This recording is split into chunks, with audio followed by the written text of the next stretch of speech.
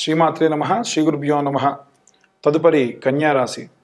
విశ్వవసనవ సంవత్సరంలో కన్యారాశి వారికి ఎలా ఉంది అనే విషయాన్ని ఇప్పుడు తెలుసుకుందాం. కన్యారాశి వారికి ఆదాయం 14, వ్యయం 2, రాజ్యపూజ్యం 6, అవమానం 6.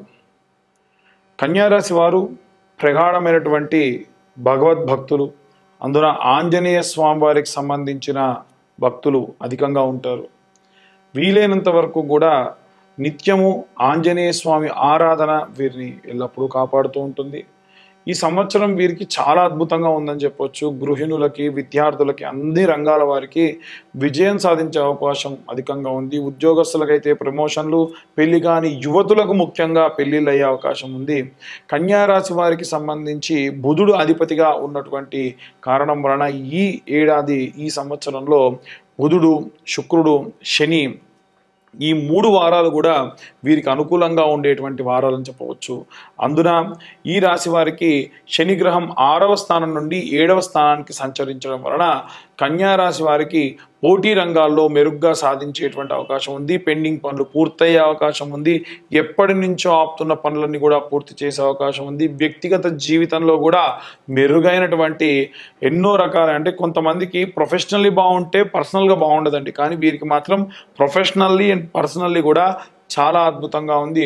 గురువు 9వ స్థానానికి చేరుకున్నప్పుడు అనేక రంగాల్లో, అంటే ఉద్యోగం చేస్తూనే వ్యాపారం చేసే వాళ్ళు కొంతమంది ఉంటారు, రాజకీయాల్లో కూడా వెళ్ళే వాళ్ళు ఉంటారు, లేదా వ్యాపారం చేస్తూ రాజకీయ ప్రవేశం చేసిన వాళ్ళు ఉంటారు, ఒక బిజినెస్ చేస్తూ ఇంకో బిజినెస్లోకి వెళ్ళిన వాళ్ళు కూడా ఉంటారు. అలా ఉన్నటువంటి వారి విషయానికి సంబంధించి కూడా ఎంతో అద్భుతంగా ఉందని చెప్పొచ్చు.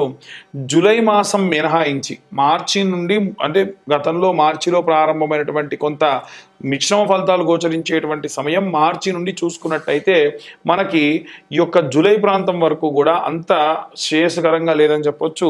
తర్వాతి కాలం అంతా కూడా ఆచరణాత్మకమైనటువంటి పనులు, ఒక పని అనుకొని మనం చెయ్యాలి అంటే ఖచ్చితంగా చేస్తారు. ఇంతకు ముందు అలా లేదు పోయిన సంవత్సరంలో. ఈ సంవత్సరం మాత్రం చాలా అద్భుతంగా ఉంది ఆ విషయంలో. ఉద్యోగస్తులకు సంబంధించి ఈ రాశి వారికి ఏవైనా సరే స్థానభ్రంశం జరిగేటువంటి అవకాశం ఉంది. అది కూడా ప్రథమార్థంలోనే.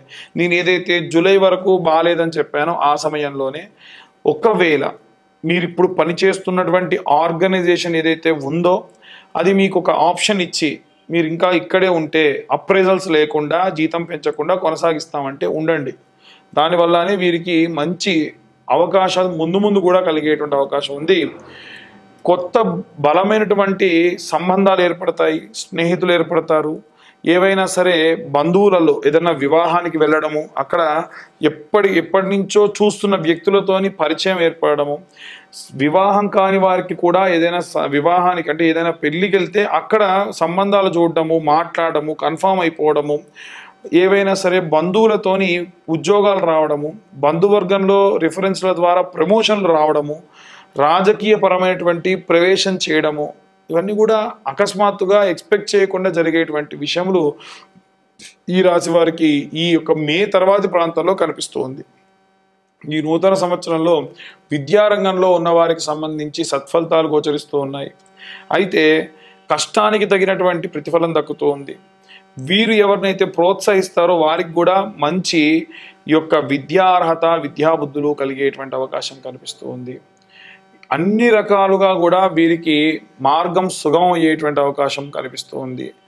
వీరు గతంలో విదేశాలకు వెళ్ళి చదువుకుంటా అంటే కూడా వద్దన్న తల్లిదండ్రులు కూడా ఒప్పుకునే అవకాశం ఉంది.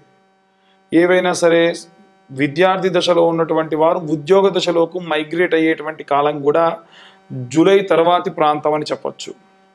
కుల వృత్తులు, చేతి వృత్తులు చేసేవారికి సంబంధించిన విషయానికి వస్తే కుటుంబ సమస్యల వల్ల వీరు కాస్త ఇబ్బంది పడేటువంటి అవకాశం ఉంది. చాలా బిజీగా పనులు చేసేటువంటి వాళ్ళు వీరు ఈ సంవత్సరంలో.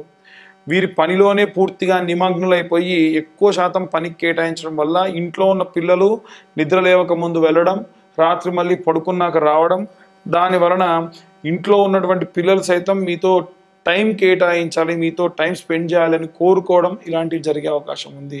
కాబట్టి మనకు ప్రొఫెషనల్ లైఫ్తో పాటు పర్సనల్ లైఫ్ కూడా ఉంటేనే ఖచ్చితంగా బాగుంటుంది. ఇది మినహాయించి కుటుంబంలో మంచి ప్రశాంతత, సంతోషమైనటువంటి వాతావరణము గ్రహ ప్రభావం వలన ఈ వైవాహిక జీవితంలో చిన్న చిన్న సమస్యలు, మర్చిపోయినటువంటి వస్తువుల కారణం వల్ల ఏవైనా గొడవలు, మాట దురుసుతనం వల్ల వారిని ఒకరినొకరు కోపడము, తర్వాత మళ్ళీ అంతా సర్దుమరడం, ఇవన్నీ కూడా జరుగుతాయి.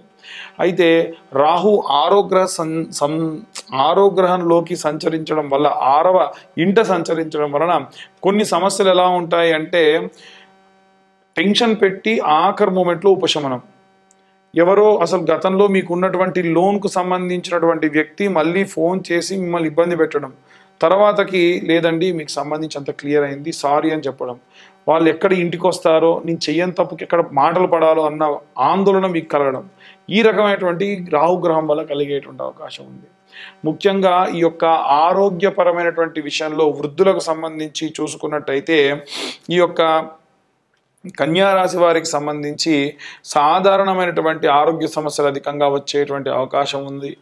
ముఖ్యంగా చూసుకుంటే నడిచేటప్పుడు నడకలో కాస్త చిన్నగా నడిచేటువంటి అవకాశము, ఎవరైనా సహాయం లేకుండా కాస్త సుదూర దూరాలు వెళ్లకుండా ఇబ్బంది పడేటువంటి అవకాశము, ఏవైనా సరే సంఘటన జరిగితే దాని పట్ల విపరీతమైన ఆందోళన, పేపర్లో ఎవరో దుర్మరణం పాలైతే అయ్యో అసలు వాళ్ళ కుటుంబ పరిస్థితి ఏమిటి, వాళ్ళ ఇంట్లో వాళ్ళ పరిస్థితి ఏమిటి, తర్వాత వీళ్ళు ఎలా ఉంటారు అని చెప్పి ఈడ్ చేసేటువంటి సందర్భాలు. అంటే రాహువు కేతు గ్రహాల వల్ల ఏమవుతుందంటే మానసికమైనటువంటి ఆందోళన కలిగిస్తారు, కానీ తొందరగా మర్చిపోతారు అవన్నీ కూడా. కాబట్టి వీలైనంత వరకు కూడా ఈ కన్యారాశి వారికి సంబంధించి పిల్లలు ఎవరైతే మీ తల్లిదండ్రుల నుంచి దూరంగా ఉన్నారో, మీ అమ్మది కానీ మీ నాన్నగారిది కానీ కన్యారాశి అయి ఉంటే కాస్త జూలై ప్రాంతం ముందు, మే నుంచి జూలై మధ్యలో, ఆ తర్వాతి ప్రాంతంలో మీ దగ్గరగా ఉంచుకునే ప్రయత్నం చేయండి.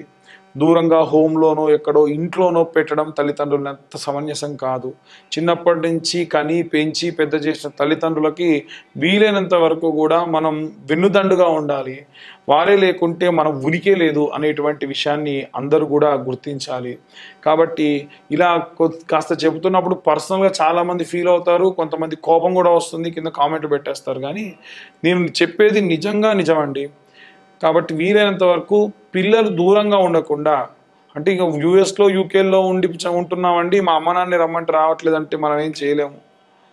మైగ్రేట్ అవ్వాలి తల్లిదండ్రులు కూడా, పిల్లల దగ్గరికి వెళ్ళండి, కాస్త వారి దగ్గర ఉండండి. వీలైతే దూరంగా ఉన్న పిల్లలు కూడా మీ దగ్గర ఉంచి మీ దగ్గరే ఉండే ప్రయత్నం చేయండి. వివాహం కాని వారికి కూడా వివాహం అయ్యేటువంటి కాలం అని చెప్పొచ్చు. ఎవరికైనా వివాహం కావట్లేదు అంటే కనుక ఖచ్చితంగా చెప్తున్నానండి, అక్టోబర్ ప్రాంతం వరకు, అంటే ఆగస్టు నుంచి అక్టోబర్ మధ్యలో వివాహం కాని అమ్మాయిలకు కానీ అబ్బాయిలకు కానీ వివాహం ఖచ్చితంగా అవుతుంది. అలాంటి సమయంలో గనక వివాహం కాకుండా అలాగే ఉంటే మనం ఏం చేయగలము అనంటే, అబ్బాయిలకైతే కన్యాపాష్పతం, అమ్మాయిలకైతే వరపాష్పతం అని ఉంటుంది. ఈ వరపాష్పత కన్యాపాష్పత హోమం చేయించుకోండి, ఖచ్చితంగా వివాహం కుదురుతుంది. జాతకరీత్యా ఏమైనా సమస్యలు ఉన్నాయా చూపించుకోండి. ఎందుకంటే జాతకరీత్యా మీకు గనక గ్రహ సంచారం ఏమైనా లోపించినా, ఏమైనా ఇబ్బందిగా ఉన్నా, ఇవన్నీ గోచరరీత్యా చెప్పే విషయంలో పూర్తిగా మీ జాతకం విశ్లేషణతో కావాలి అంటే మీ యొక్క పేరు, మీ date of birth, time, place కింద ఉన్న నెంబర్కి మెసేజ్ చేయండి. పూర్తిగా మీ జాతకం విశ్లేషణతో 60 నుండి 70 పేజీల్లో మీకు జాతకం చెప్పడం జరుగుతుంది.